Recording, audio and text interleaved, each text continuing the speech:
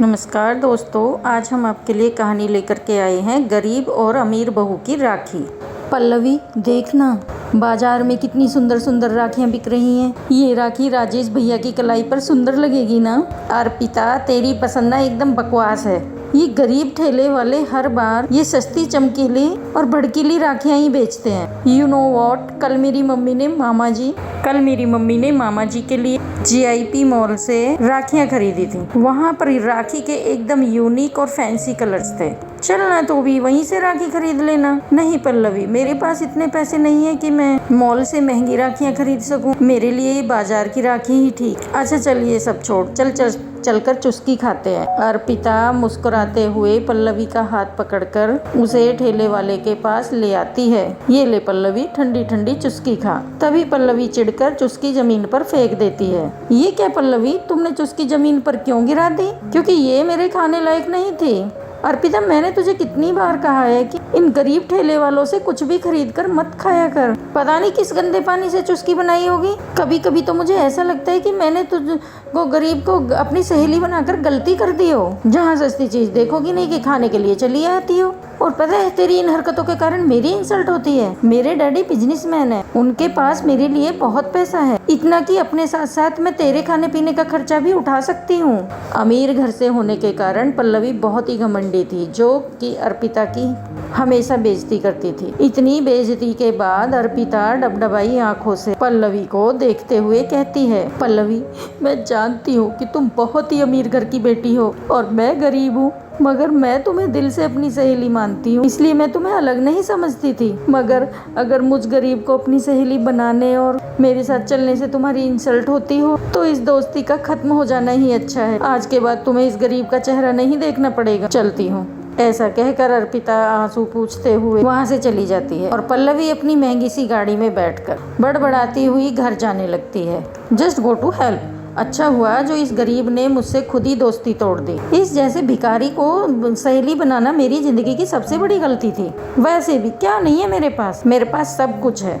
दौलत, शोहरत, रुपया, पैसा, फैमिली, मेरे मम्मी डैडी और मेरा भाई आदि, और इसके जैसे 36 दोस्त भी हैं। बंगले में आकर पल्लवी अपनी माँ मोना के कमरे में आती है, जहाँ की वो किटी पार्टी कर रही होती है। हे मम्मी, प्लीज़ अपने हाथों से मेरे लिए पनीर पिज्ज़ा बना दो। Please mummy. पल्लवी, मैं किटी पार्टी में बिजी हूँ। मोना के ऐसा कहने के बाद पल्लवी मायूस होकर अपने पिता के कमरे में आती है, जहाँ उसके पिता हर्षवर्धन और भाई आदित्य आपस में किसी डील को लेकर बात कर रहे होते हैं। आदि भाई, क्या आप मेरे साथ पिज्जा पार्टी के लिए चलोगे? Are you out of my Pallavi? तुम्हें दिखाई नहीं देता मैं और डैडी इम्पोर्टेंट बिजनेस की डिस्कस कर रहे हैं। Just get out from this room right now. इतने अमीर घर की बेटी होकर भी पल्लवी खुद में अकेली थी। वहीं अर्पिता गरीब तो थी, मगर उसके पास अपनों का प्यार था। अर्पिता का गरीब भाई अनिल ठेका मजदूर था और रक्षाबंधन के दिन अर्पिता अपने गरीब भाई अनिल को राखी बांधती है और आंखों में आंसू भरकर अपने भाई अनिल को दुआएं देती है। भगवान करे इस गरीब बहन की उम्र भी तुम्हें लग जाए। अनिल भैया, ये लो अर्पिता, तुम्हारे भाई की तरफ से तुम्हारे लिए उपहार। अनिल अपनी बहन को लाल चुंदड़ी से ढकी एक थाली देता है, जिसके अंदर शादी का जोड़ा और श्रृंगार का सामान होता है। ये क्या भैया, आप मुझे शादी का जोड़ा क्यों दे रहे हैं? क्योंकि अब मेरी बहन का घर बसने वाला है। माँ, मुझे तो यकीन ही नहीं होता कि कल तक मैंने अपनी जिस बहन को गोद में खिलाया था, मेरी वो बहन किसी के घर की बहू और किसी की पत्नी बनने जा रही है। कुछ ही दिनों बाद अर्पिता की शादी एक गरीब घर में हो जाती है और अपनी बहन को विदाई देते वक्त अनिल रोते हुए हाथ जोड़कर अर्पिता के पति राजेश से कहता है, जीजा जी, अर्पिता सिर्फ मेरी बहन ही नहीं, इस भाई की दुनिया है। आज से मेरी अर्पिता आपकी अमानत हुई। मेरी बहन को खुश रखना। अनिल भैया, आपने बाबूजी के जाने के बाद पिता बनकर अपनी बहन का कन्यादान कर राखी की रीति निभाई है, तो मैं भी पति बनकर 7 फेरों के साथ ली गई हर कसम को निभाऊंगा। मैं तुमसे वादा करता हूँ। इसके बाद अर्पिता अपने ससुराल आ जाती है। वहीं पल्लवी की शादी बहुत ही अमीर खानदान में होती है, जिसके चलते उसके घर वाले बहुत सारा दहेज देते हैं। आओ अर्पिता बहू, कलश को गिराकर गृह प्रवेश करो। गृह प्रवेश करके अर्पिता अपने सास ससुर का आशीर्वाद लेती है। सदा सुहागन रहो बहू। राजेश, बहू को कमरे में ले जा। जी माँ। चलो अर्पिता कमरे में।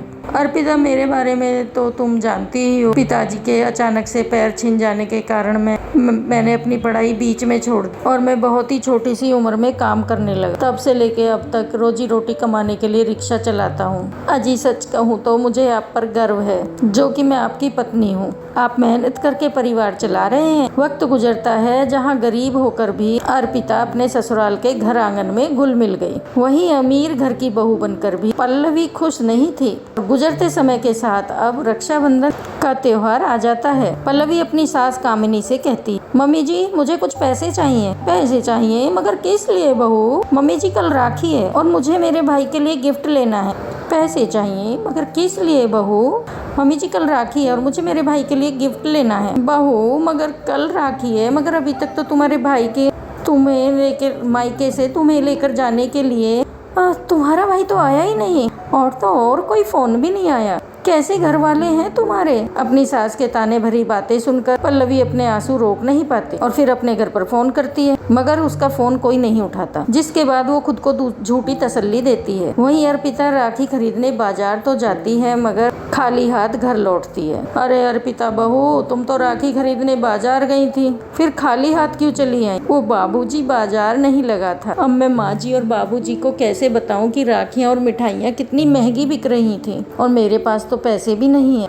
गायत्री अपनी गरीब बहू की लाचारी को महसूस कर लेती है और राखी की सुबह अर्पिता को अपने हाथों से टिफिन भरकर गुंजिया बनाकर देती है। ये ले अर्पिता बहू, इसमें क्या है माँ जी? इसमें राखी है और इसमें गुंजिया है, जो तेरी गरीब सास ने अपने हाथों से बनाया है। इसमें मेरा प्यार भरा है, तू इसी से अपने भाई का मुंह मीठा करना। जा बाहर, अनिल तुझे ले जाने के लिए आया है। अपनी सास के मन में अपने लिए प्यार देखकर उस गरीब बहू की आंखों में खुशी के आंसू भर आते हैं, जिसके बाद वो अपने भाई के साथ घर आती है। वहीं पल्लवी अपने मायके अकेले आती है। फिर अर्पिता और पल्लवी अपने भाइयों को राखी बांधती हैं। पता है अर्पिता, जब तक तेरी बंधी हुई राखी मेरी कलाई पर रहती है ना, तो मुझे ऐसा लगता है कि तू हर पल मेरे साथ है। मगर इस साल एक पल को ऐसा लगा था कि इस भाई की कलाई सूनी ही रह जाएगी, क्योंकि अब तू किसी के घर की बहू जो बन गई। मगर भैया, उस घर की बहू बनने से पहले मैं आपकी बहन हूँ और ये राखी का त्योहार मैं कभी नहीं भूल सकती, क्योंकि ये मेरे भैया से जुड़ा जो है। ये लो, मुंह मीठा करो। राखी बंधवाने के बाद अनिल अपनी बहन को रंग बिरंगी चूड़ी उपहार में देता है। अर्पिता, मेरे पास तुझे देने के लिए कोई महंगा तोहफा तो नहीं, मगर ये चूड़ी मैंने तेरे लिए अपने हाथों से बनाई है मेरी बहन। भैया, इन चूड़ियों से बढ़कर मेरे लिए और कोई तोहफा हो ही नहीं सकता, क्योंकि ये तोहफा मेरे भाई ने आग में तपकर बनाया है। एक और जहाँ उस गरीब बहू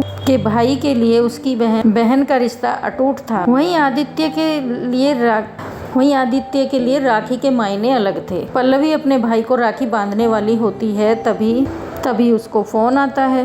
पल्लवी प्लीज 2 मिनट रुको, एक इम्पोर्टेंट कॉल है। ठीक है भैया। आदित्य को बार बार फोन आने के कारण पल्लवी राखी की थाली लिए बैठी रहती है और फिर आदि पल्लवी से घमंड में कहता है, पल्लवी जल्दी से धागा बांधो और मुझे फ्री करो। भैया, राखी का त्योहार साल में एक बार आता है, क्या आप अपनी बहन को 10 मिनट नहीं दे सकते? ओ प्लीज पल्लवी, मेरे पास इस राखी फालतू काम के लिए टाइम नहीं है। धागा बांध दिया ना? मैं कल बहुत बिजी था इसलिए गिफ्ट नहीं ला सका। तो बताओ तुम्हें कितने पैसे चाहिए, मैं तुम्हें ट्रांसफर कर देता हूँ। बस आदि भैया, मैं यहाँ आपसे पैसे लेने नहीं है। मुझे लगता था कि पैसे के बिना कोई जिंदगी नहीं, मगर अब मुझे एहसास हो रहा है कि मैं एक अमीर घर की बेटी और एक बिजनेसमैन भाई की वो बहन हूँ, जिसके लिए पैसों के आगे ना तो रिश्तों की अहमियत है और ना ही राखी के त्योहार की अहमियत रह गई है। चलती हूँ। पल्लवी वहाँ से जाने लगती है। तभी आदि कहता है, प्लीज पल्लवी, राखी के दिन अपने भाई से ऐसे रूठ कर मत जाओ, मुझे माफ कर दो प्लीज। इसके बाद पल्लवी खुशी से भरकर अपने भाई को राखी बांधती है